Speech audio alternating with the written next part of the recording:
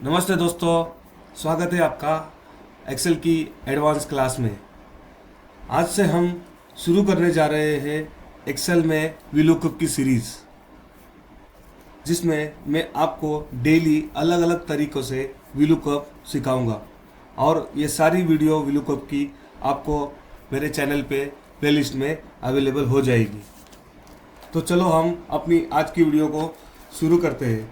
शुरू करने से पहले आप सभी से निवेदन है कि आप वीडियो को अंत तक देखें, नहीं तो आपकी कोई इम्पोर्टेंट स्टेप मिस आउट हो सकती है। तो चलो हम चलते हैं अपने एक्सेल शीट के स्क्रीन पे। दोस्तों, आज आपको मैं वीलुकअप में अलग अलग तरीक़ों से किस तरह से आंसर लाया जाता है सिखाऊंगा। पहले तो मैं आपको बेसिक वीलुकअप सिखाता हूँ जो आप डेली यूज़ करते हो। बेसिक वीलुकअप के लिए आपको simple is equal to VLOOKUP, उसके बाद लुकअप वैल्यू जो मेरी A2 सेल है, उसके बाद कॉमा। अब ये टेबल एरे पूछ रहा है। टेबल एरे मेरा ये बाजू के टेबल में यहाँ से मैं सिलेक्ट करता हूँ, प्रोडक्ट नेम से लेके MRP तक, F2 से H11 तक। ये मेरी रेंज मैंने सिलेक्ट कर ली है। उसके बाद मुझे कॉमा देना है और कॉलम नंबर सेलेक्ट करना है। जैसे कि मेरे F से शुरुआत हुई थी टेबल की रेंज की, तो 1, 2 और 3 H वाला कॉलम जो है इसमें मेरा आंसर है MRP, जो कि MRP मुझे यहाँ लानी है।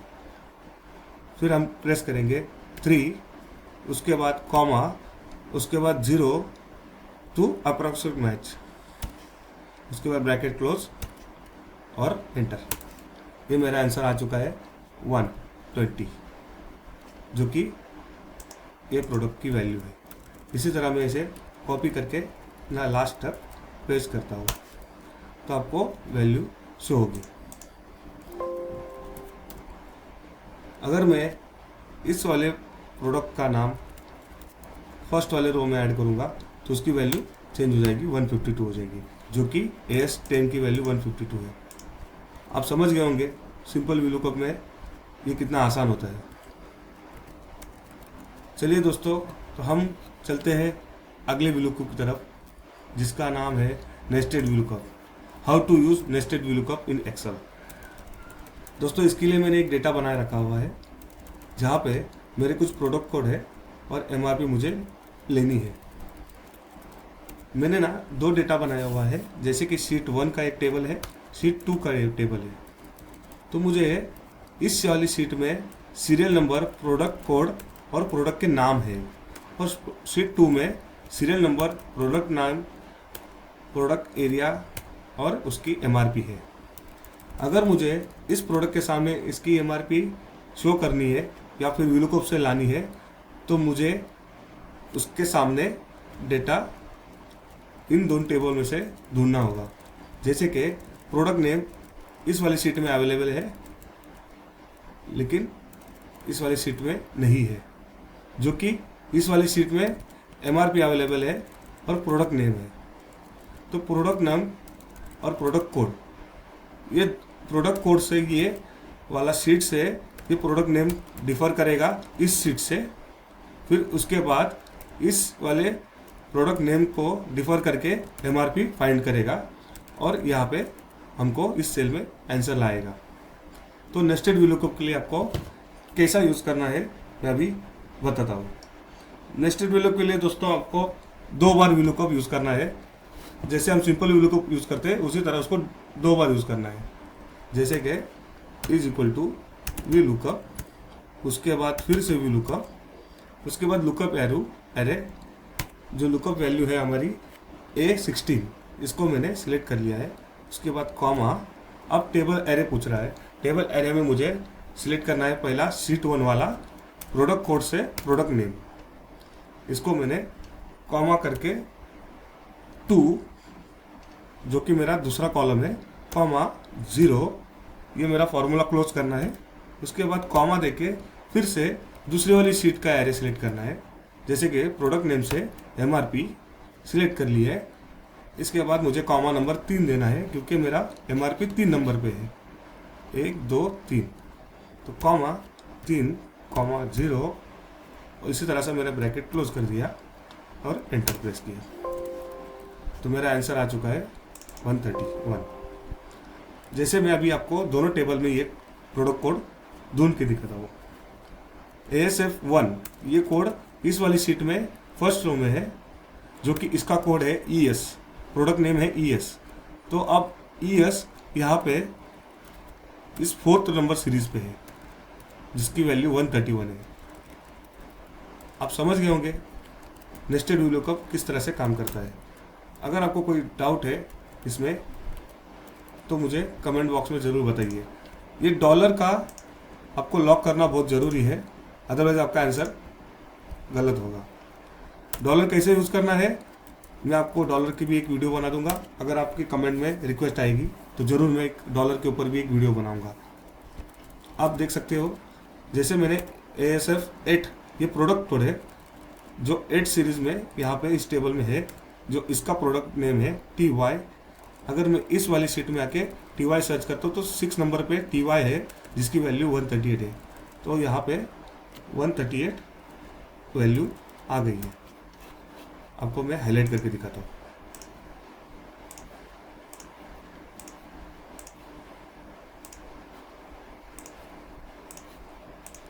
आप समझ गए होंगे हाईलाइट के बाद तो कि इसको वैल्यू लाना कितना आसान है with help of nested VLOOKUP। चलिए दोस्तों, हम आगे बढ़ते हैं अगले VLOOKUP की तरफ, जिसका नाम है dynamic VLOOKUP। How to use dynamic VLOOKUP in Excel. दोस्तों, मैं आपको और एक चीज़ बताना चाहूँगा। डायनामिक VLOOKUP में आपको मल्टीपल शीट्स में एक ही जगह पे आंसर ला सकते हो। अब इसे हम किस तरह यूज़ करेंगे आपको मैं डिटेल में बताऊँगा।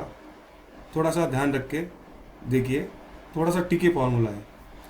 तो डायनेमिक फार्मूला में हमें इफ कंडीशन यूज़ करनी होती है। मैं आपको दिखाता हूँ।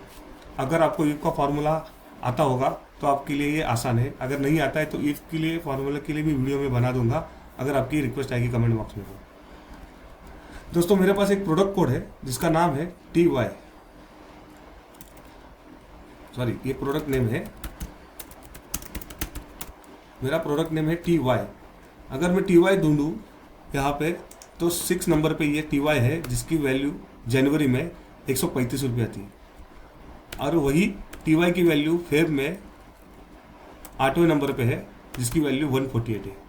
अब ये 148 और ये 135 ये वैल्यू ये दोनों के सामने मुझे लानी है, जनवरी और फरवरी के सामने। तो आपको मैं VLOOKUP के साथ इस डायनामिक का आंसर यहाँ पे शो करूँगा। पहले तो हमें सिंपल VLOOKUP टाइप करना है, इज इक्वल टू VLOOKUP। उसके बाद क्राइटेरिया सिलेक्ट करना है और उसे कॉलम डॉलर देना है।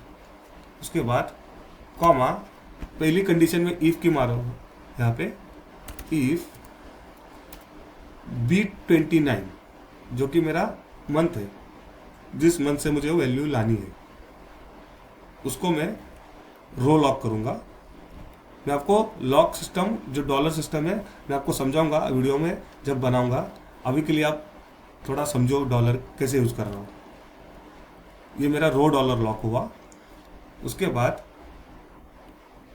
Is equal to double inverted comma, मैं यहाँ पे टाइप करूँगा Jan 24। अगर मेरा B29 Jan 24 है तो मेरी जनवरी मंथ की ये वाली शीट में इतना टेबल सिलेक्ट होना चाहिए, कॉमा। उसके बाद उसी तरह मुझे सेकंड वाले कंडीशन के लिए भी फेब का टेबल भी सिलेक्ट करना है। तो B29 dollar, sorry, if B29 column dollar is equal to, sorry, B29 row lock is equal to, इसके बाद मुझे यहाँ पे टाइप करना है फेब 24। अगर ये फेब 24 है तो मुझे फेब वाले टेबल में जाके उसका रेंज सिलेक्ट करना है, कॉमा।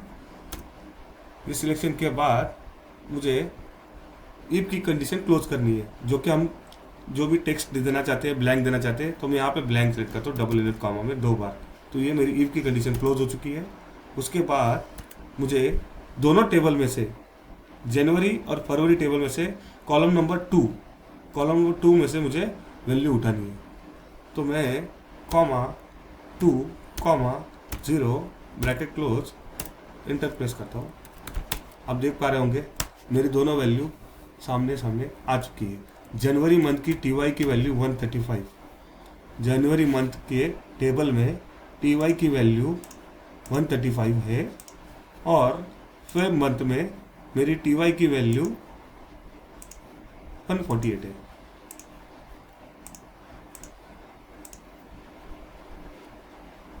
आपको आंसर आ चुका है। आपको इस वीडियो में कुछ डाउट है, कुछ भी है, तो आप मुझे एक बार कमेंट में बताइए, मैं आपकी ज़रूर सहायता करूँगा।